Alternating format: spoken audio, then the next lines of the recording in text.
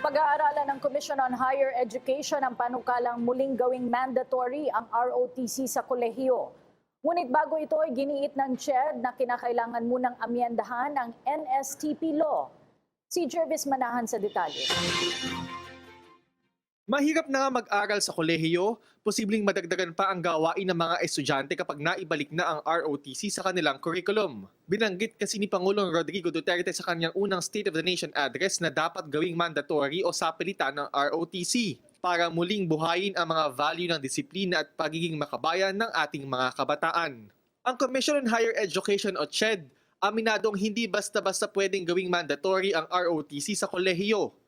May NSTP law kasi na dapat amyendahan muna bago gawin itong sapilitan.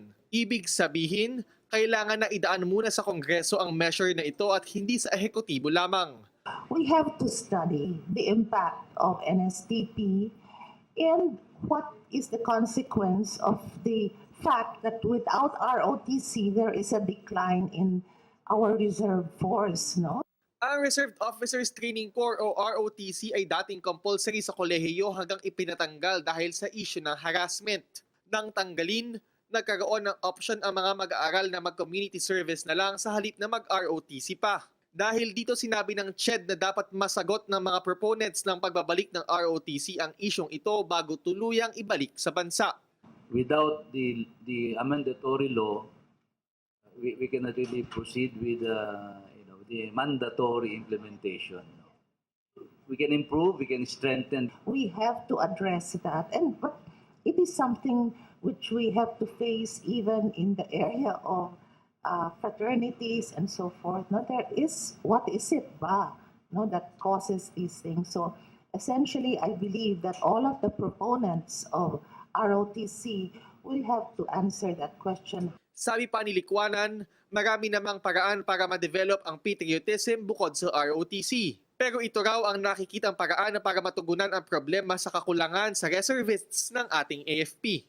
Habang hindi pa naisa sa batas, ilang hakbang ang tinitingnan ng CHED para mapalakas pa ang ROTC program. Kabilang na dito ang pag-aaral sa NSTP, paglalabas ng memo sa mga state universities and colleges na nag-require na mag-offer ng ROTC, ang pag-i-incorporate ng ROTC sa ibang kurso gaya ng Criminology at Maritime Studies, pag-aalok ng basic at advanced ROTC na may kaakibat na associate degrees, at dagdag na incentive sa mga mag-aaral na sasailalim sa naturang programa. Pero ang Kabataan Party List, tutol dito.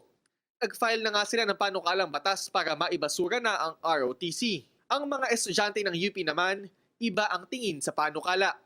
I think okay lang naman na magkaroon ng ROTC and actually it exists. Pero ang ayoko lang siguro is yung maging mandatory siya kasi parang tinatanggalan na ng choice yung estudyante mismo or yung college or yung kabataan kung ano yung gagawin nila sa buhay nila. ROTC might be pretty good actually. Like it teaches skills to students and somehow it lets us prepare, but I don't think that it's necessarily something that has to be mandatory, especially the generations now. Okay, so akin okay lang naman i-implement yung ROTC kaso huwag nga siyang gawing mandatory. First off, okay lang sa akin na gawin siya, i-continue yung ROTC kasi it teaches discipline din naman sa mga tao, sa mga bata.